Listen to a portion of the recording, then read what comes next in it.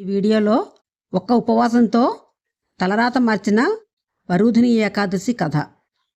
వరూధిని ఏకాదశి వ్రత విధానం, మాంధాతరాజు కథ, పూజా విధానం, ఫలితాలు వివరంగా తెలుసుకోండి. ఈ వ్రతం ద్వారా పాప విముక్తి, ఐశ్వర్యం, అదృష్టం పొందవచ్చు. వరూధిని ఏకాదశి మహత్యం. ఒక్క ఉపవాసం రాజు తలరాతను ఎలా మార్చింది? వరూధిని ఏకాదశి ఈ నెల అంటే ఏప్రిల్ 13 సోమవారం నాడు వచ్చింది.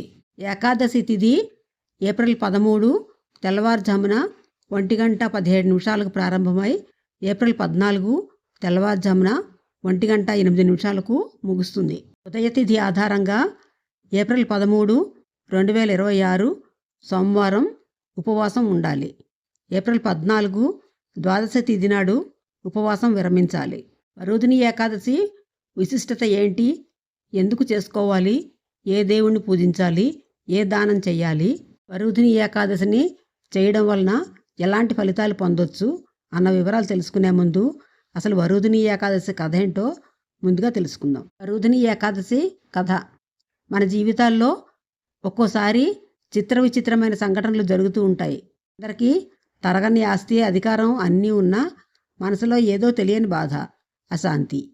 మరికొందరికి ఏమీ లేకపోయినా జీవితం ఎంతో ఆనందంగా, ప్రశాంతంగా గడిచిపోతుంది. అసలు దీనికి కారణం ఏమై ఉంటుంది?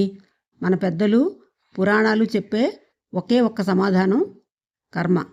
ఈ జన్మలో మనం అనుభవించే మంచి చెడులకు గత జన్మలో మనం చేసుకున్న పాపపుణ్యాలే కారణమని శాస్త్రాలు చెబుతున్నాయి. ఇలాంటి ఒక క్లిష్ట పరిస్థితి ఒక గొప్ప చక్రవర్తికి ఎదురైంది. అంతులేని సంపద, ప్రజల అభిమానాలు, ధర్మబద్ధమైన పాలన ఇలా అన్నీ ఉన్నా ఆయన జీవితం నరకప్రాయంగా మారింది. నేనెందుకు ఇంతగా బాధపడాలి? అసలు కారణం ఏంటి అని ఆయన త్రింబవళ్ళు మదనపడ్డాడు. ఆయనే ఇక్ష్వాకు వంశానికి చెందిన గొప్ప రాజు మాంధాత. గత జన్మ కర్మ వల్ల వచ్చిన శాపంతో మాంధాత రాజు భరించలేని బాధలను ఎదుర్కొన్నాడు. కానీ కేవలం ఒక్క ఉపవాసం ఆయన తలరాతనే మార్చేసింది. చివరికి స్వర్గంలో స్థానాన్ని సంపాదించి పెట్టింది.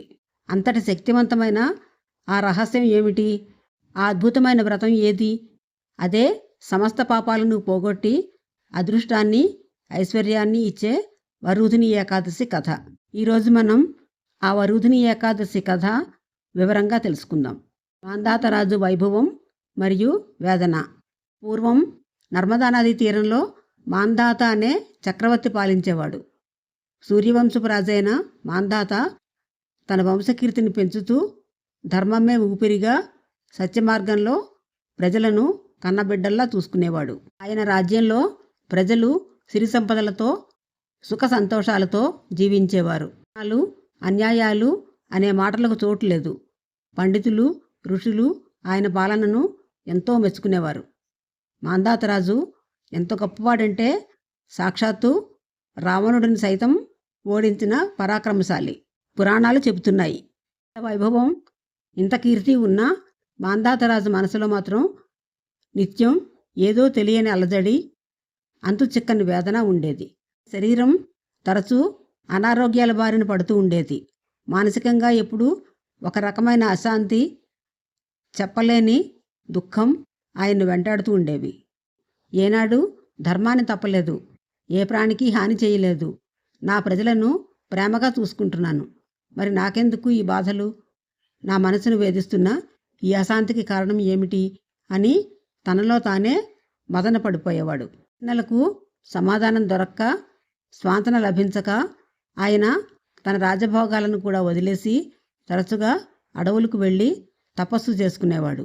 శ్రీ మహావిష్ణువును ప్రార్థించి తన వేదనకు కారణం తెలుసుకోవాలని, దాని నుండి బయటపడాలని బలంగా కోరుకున్నాడు.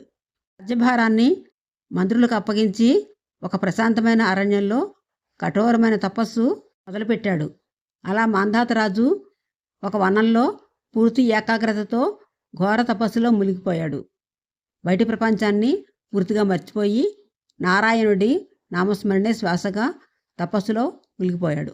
ప్రపంచాన్ని పూర్తిగా మర్చిపోయి నారాయణుడి నామస్మరణే శ్వాసగా తపస్సులో మునిగిపోయాడు. ఎండకు, వానకు, చలికి దేనికి చలించిపోకుండా ఆయన తపస్సు సంవత్సరాల పాటు సాగింది. ఆయన తపస్సు యొక్క శక్తికి ఆ వనంలోని క్రూరమృగాలు సైతం శాంతించి ఆయన చుట్టూ భయం లేకుండా తిరిగేవి. కానీ విధి మరోలా ఉంది. ఒకరోజు తపస్సులో లీనమై ఉన్న రాజు మీదకు ఒక భయంకరమైన ఎలుగుబంటి వచ్చింది. రాజుపై దాడి చేసింది. ఆయన పాదాన్ని తన పదునైన వేళ్లతో పట్టుకుని గట్టిగా కొరకడం మొదలుపెట్టింది. ఆ భరించలేని బాధకు రాజు తపస్సు నుండి మేల్కొన్నాడు. కానీ ఆశ్చర్యం, ఆయన ఆ వెలుగుబంటిపై కోపడలేదు, దానిని శపించలేదు, శిక్షించలేదు, తనను తాను కాపాడుకోవడానికి కూడా ప్రయత్నించలేదు. ఆ నొప్పిని భరిస్తూనే 2 చేతులు జోడించి, శ్రీమన్నారాయణ, జగద్రక్షక, ఈ రూపంలో నాకు కష్టం కలిగించిన ఇందులోనూ నీ లీల ఏదో ఉందని నమ్ముతున్నాను. ఈ బాధ నుండి నన్ను కాపాడు తండ్రి అని ఆర్తనాదంతో ప్రార్థించాడు. ఆ ఎలుగుబంటి మాత్రం ఆయన్ను వదలకుండా అడవిలోకి వెళ్ళసాగింది. రాజు స్పృహ కోల్పోయే స్థితి వచ్చినా నారాయణుడిపై నమ్మకాన్ని మాత్రం వదలలేదు. దర్శనం మరియు కర్మ రహస్యం. తన వైకుంఠంలో ఉన్న శ్రీ మహావిష్ణువు చెవిని పడింది. తన భక్తుడు పడుతున్న బాధను చూడలేని ఆ శ్రీమన్నారాయణుడు వెంటనే తన సుదర్శన చక్రాన్ని పంపాడు. సుదర్శన చక్రం రెప్పపాటులో అక్కడికి చేరుకుని ఆ ఎలుగుబంటిని సంహరించి మాంధాతరాజును రక్షించింది. కానీ అప్పటికే జరగాల్సిన నష్టం జరిగిపోయింది. ఎలుగుబంటి దాడిలో రాజు తన కాలును పూర్తిగా కోల్పోయాడు. పూర్తి దయతో ప్రాణాలు దక్కినా తన అంగవైకల్యాన్ని చూసుకొని మాంధాత తీవ్రంగా దుఃఖించాడు. ఇప్పుడు శ్రీహరి ఆయన ముందు ప్రత్యక్షమయ్యాడు. ఆ దివ్యమంగళ స్వరూపాన్ని చూసి రాజు ఆనందంతో పాటు తన బాధను ఆయన ముందు ఉంచాడు. ప్రభూ, నేను ఏ పాపం ఎరుగను. నా జీవితంలో ధర్మాన్ని మీరిన క్షణం లేదు. అయినా నాకెందుకీ ఘోరమైన శిక్ష?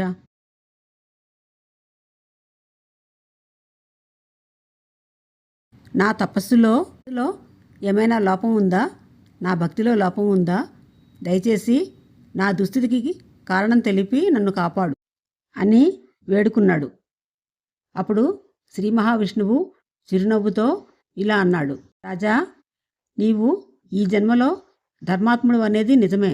నీ పాలన, నీ భక్తి గొప్పవి. కానీ మన జీవితం కేవలం ఒక్క జన్మకే పరిమితం కాదు. నీవు గత జన్మలో చేసిన ఒక పాపకర్మ యొక్క ఫలితమే ఇప్పుడు నిన్ను వెంటాడుతోంది. ఆ పాపమే ఈ వెలుగుబంటి రూపంలో వచ్చి నిన్ను గాయపరిచింది.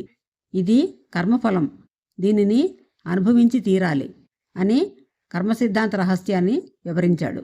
మాటలు విన్న మాంధాత నిశ్చేష్టుడయ్యాడు. పాపం తనను ఇంతలా వేధిస్తోందా అని గ్రహించి ఆ పాపం నుండి బయటపడే మార్గం చూపించమని భగవంతుని పాదాలపై పడ్డాడు. వరూధిని ఏకాదశి మహత్యం.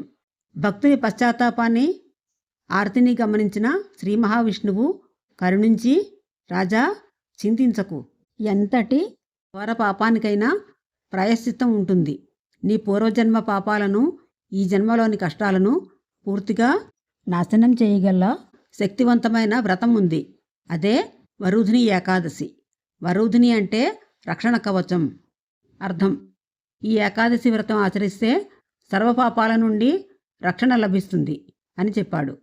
చైత్రమాసంలో బహుళపక్షంలో వచ్చే ఈ ఏకాదశి నాకు అత్యంత ఇష్టమైనది. ఈ ఒక్కరోజు నియమనిష్టలతో ఉపవాసం ఉండి నా వరాహావతారాన్ని పూజిస్తే 10,000 సంవత్సరాలు తపస్సు చేసిన ఫలితం కలుగుతుంది. సూర్యగ్రహణం రోజున కురుక్షేత్రంలో బంగారం దానం చేస్తే ఎంత పుణ్యం లభిస్తుందో ఈ ఒక్క వ్రతంతో అంతకు మించిన పుణ్యం దక్కుతుంది అని శ్రీహరి ఆ వ్రత గొప్పతనాన్ని వివరించాడు. అంతేకాదు, ఒకసారి బ్రహ్మదేవుని 5 తలలలో ఒకదానిని పరమశివుడు ఖండించినప్పుడు ఆయనకు బ్రహ్మహత్యా పాతకం చుట్టుకుంది. ఆ పాపం నుండి విముక్తి పొందడానికి సాక్షాత్తు ఆ పరమేశ్వరుడే వరూధిని ఏకాదశి వ్రతాన్ని ఆచరించి పాప విముక్తుడయ్యాడు. అంతటి శక్తివంతమైనది ఈ వ్రతం. వ్రతాన్ని ఆచరించడం వల్ల దురదృష్టం తొలగిపోయి సౌభాగ్యం కలుగుతుంది, దరిద్రం పోయి ఐశ్వర్యం సిద్ధిస్తుంది. స్త్రీలు ఈ వ్రతం చేస్తే అఖండ సౌభాగ్యాన్ని పొందుతారు. ఈ విషయాలన్నీ శ్రీకృష్ణ పరమాత్ముడు స్వయంగా ధర్మరాజుకు వివరించినట్లు పద్మపురాణంలో ఉంది. ఇక్కడ సాక్షాత్తు ఆ శ్రీమన్నారాయణుడే, నువ్వు ఈ వ్రతాన్ని భక్తి శ్రద్ధలతో ఆచరించు, నీ పాపాలన్నీ తొలగిపోయి నువ్వు కోల్పోయిన నీ అవయవం తిరిగి వస్తుంది, నీ కష్టాలన్నీ తీరి ఈ లోకంలో సర్వసుఖాలు అనుభవించి చివరకు నా వైకుంఠధామాన్ని చేరుకుంటావు అని అభయమిచ్చాడు. ఆచరణ మరియు అద్భుత పరివర్తన. శ్రీ మహావిష్ణువు మాటలతో మాంధాత రాజులో కొత్త ఆశ చిగురించింది. ఆయన మనసులోని బాధ తొలగిపోయి భక్తితో నిండిపోయింది. భగవంతుడు చెప్పినట్లే వరుధిని ఏకాదశి రోజున సూర్యోదయానికి ముందే నిద్రలేచి పవిత్ర నదిలో స్నానం చేశాడు.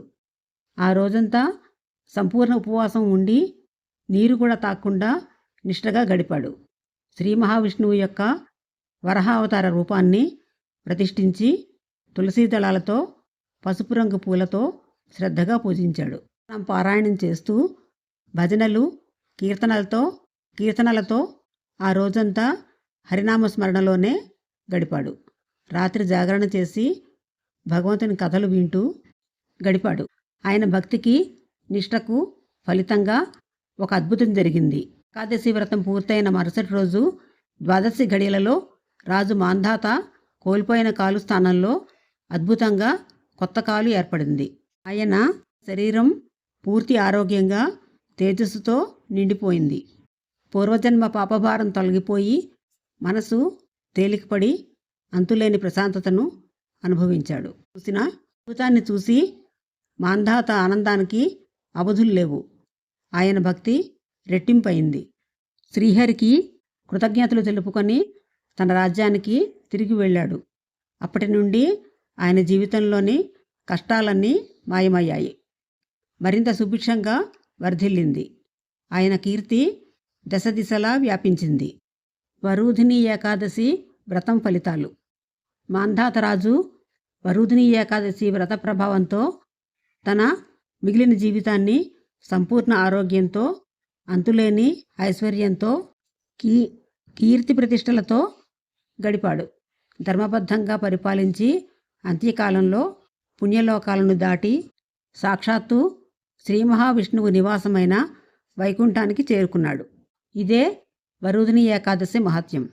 10,000 సంవత్సరాలు తపస్సు కన్నా, లక్షల కొద్దీ దాన ధర్మాలు చేయడం కన్నా ఈ ఒక్క ఏకాదశి వ్రతం చేయడం వల్ల ఎక్కువ ఫలితం లభిస్తుందని శాస్త్రవచనం.